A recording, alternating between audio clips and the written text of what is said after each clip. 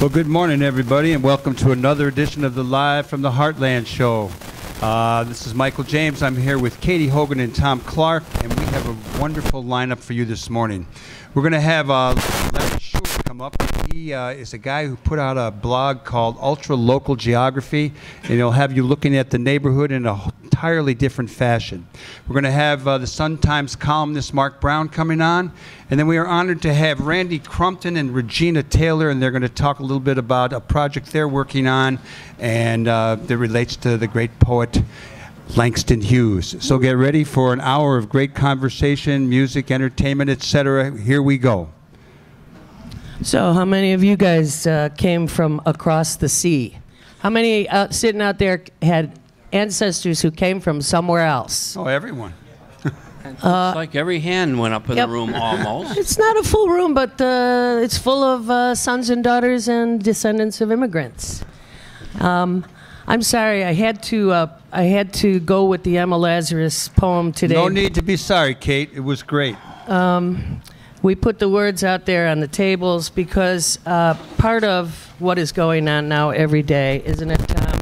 Yep. Is waking up to horrible news and trying to figure out how to go forward. I get about 12 minutes into it, and then I figure, what's the one thing I'm going to do today? Because each day we need to do at least one thing to resist. That's right. And then I'm about it. Sometimes it's a post, sometimes it's a phone call, sometimes it's another postcard, sometimes it's organizing another meeting. Pretty singular focusly on the local because we can have the most impact there and rebuild this thing. Because it's going to flame out. So, Flame out. since the show last week, which I missed because I was riding the L with a few 100,000 women, we had a great time last Saturday. It was a phenomenal celebration, energetic, joyous, uplifting, calm, peaceful, and we did our own march. After the march was called off, we kept marching. We did about a half a dozen marches. Yes, we did. Actually, all over the loop. There was a march for every street in the loop, and seriously, a seriously well behaved crowd, and the entire scene was exactly what we needed the day after the inauguration. I will say, for a poorly attended inauguration, without getting out to the numbers thing, what a worldwide response. More a glaring party headline, worldwide response from every corner.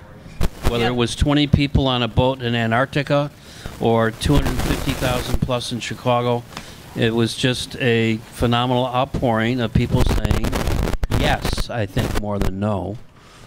And yes to what we're going to try to do coming up. Michael, you took wonderful pictures. Check out his Facebook posts. My family personally benefited from it, our multi-generational shop, but there was a lot of that going on. There were a lot of great family. pictures came out of this event across the country. Well, I know that And motivation, too. the library, Newberry Library, is doing a collection of the signs. So if you have your sign, your homemade sign from the Women's March, Newberry Library is going to do is collecting them and going to have them for all posterity, which I think is. I'd like to thank you, Newberry Library, for that. Thank you very much. And to preview next week's show, we are going to have some organizers on to talk about next steps who were involved with the march, and we're looking forward to that conversation next week. That's right. This weekend, there's several workshops you should know about, particularly if you feel the need to have some of us at your back. Yeah. There is a Know Your Rights workshop at Sutherland High School tomorrow afternoon, Sunday at 2 p.m. The various elected officials are sponsoring. It will be delivered in English and Arabic. Yeah, it's targeted to the Middle Eastern and Arab-speaking populations who have specific problems with this current administration. But we will also have in the neighborhood, I believe on the 4th, we'll have more information about that because I think the place has not quite. Has it been pinned down? It hasn't been pinned down, Right. but we'll have a note out to Network 49 members and on Facebook for everyone else. Pencil in February 4th for another, I'm calling it the We Have Your Backs meeting. We have your backs, right. Because it's going to go beyond just a sharing of rights, but what else we can help do with people who are feeling personally threatened. Right. Very good. Also, just so that you know, the Public Safety, the Safe Communities Task Force is meeting today at the Just Harvest office over on Paulina, 7649 North Paulina. That's a group that's been meeting for a few months, talking about the twin issues of both safety in the community, policing, how we affect the improvement here in Chicago from our own vantage point as a neighborhood, and how we talk together as one of the more integrated communities in Chicago about the specific racially based problems that our city has fomented over the years, and that now results in us being called down by Mr. You-Know-Who in D.C. There's another hearing on what is probably kind of a done deal. So, of course, our alderman has called for a public hearing for input on the Target development at Devon Avenue Monday night. It happens to happen in a week when seniors in that building were meeting on Wednesday night to try to respond to this apparently already done deal. But just so you know, it's 7 o'clock at Loyola. You can comment, I guess. Loyola Park. Or University. No, it's at Loyola 1001 West Loyola. The Crown Center.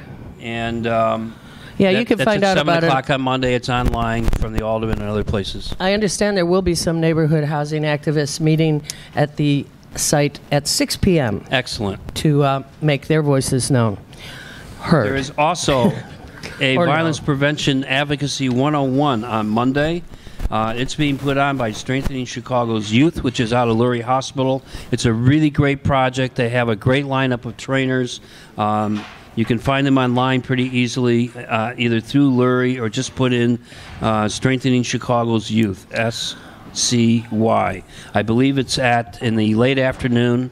You can find it online. And on a lighter note, Shakespeare on Howard Street. We're getting closer to you, Tom. Straw Dog Theater Company is performing Shakespeare's Cymbeline at Factory Theater, 1623 West Howard through February 25th. Tickets cost money, so check it out. Tom Rosenthal, good morning. Rosenfeld. Yeah, Rosenfeld.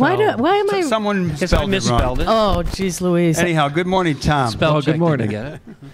We've got Tom here because after 4.5 years, Katy and I are really happy that you are running the Heartland Cafe and that you're carrying on the tradition with a lot of activism here. And I know you have an event going on the first Mondays. And you want to share a little information about that? Yeah, sure. The first Mondays is something that last year kind of was a movie thing.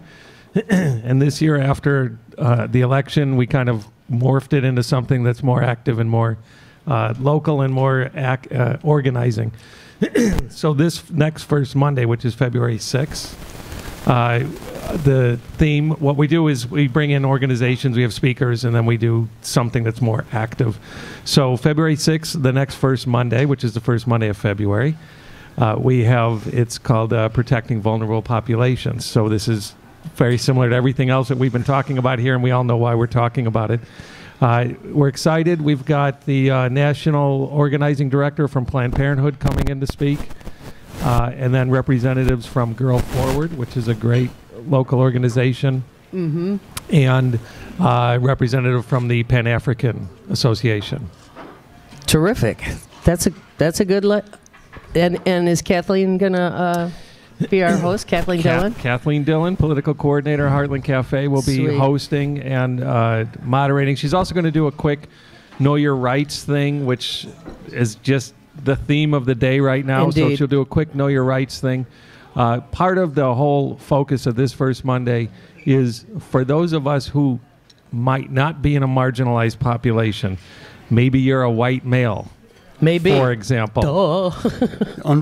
It's more part of the focus of this next first Monday is what can those do who are not in the potentially marginalized population to help those that are, and to use that privilege and that opportunity for good and not just sit back and let bad things happen. Tom, can you give us a little agricultural report too? I mean, I know you're out there on the farm getting stuff ready so that people will be able to drink your cider and buy some great vegetables this summer. Yeah, I can give an agriculture report. January's been a weird month. I mean, if we're paying attention. Did you grow some stuff this month? Yeah, I mean it's like we're almost ready to plant. we're paying attention to a lot of politics, but the weather's been extraordinarily warm. As we know, 2016 warmest year on record in the history of this world, at least in the measured history, which just barely beat out 2015. Right. 2015 just barely beat out 2014. As you know, I'm an apple grower, perennial. We need the cold. We need to have chill factor in the winter. So this has been a tough year because we're not sure exactly where things are going. Usually when you have a January like this, it's not particularly promising. Good. We need deep freeze. We need cold. We need sleep. We need slumber. We need kind of a refresh on the farm, and we're not getting it right now. So weird, and I'm sure maybe not everybody listening will agree with me, but we're really hoping for a cold February. I'm rooting for that. And then there's always March in There Chicago. is. Well, but we don't want that's when we It's want too the late, things to right? start waking up. If we don't get cold, the prices of apple cider will go up along with the avocados since Trump's putting a 20% tax on the Mexican products. So we've been Yes. sharing hen stories through the winter because you put lights on so you got eggs. We didn't in our backyard, and we haven't had many eggs, although it's starting again. Still, year to year, you have to figure out what's going to make the most sense. These margins are so tight on what you have to do as a farmer. Yeah, I mean, we have chickens both in the backyard and on the farm. And the chickens on the farm, as we talked about, I think we're going to get out of the chicken egg production because it's really, it's impossible. It's just impossible to have any kind of margin and do chickens naturally. It makes me wonder about all these natural chickens that are out there in the world.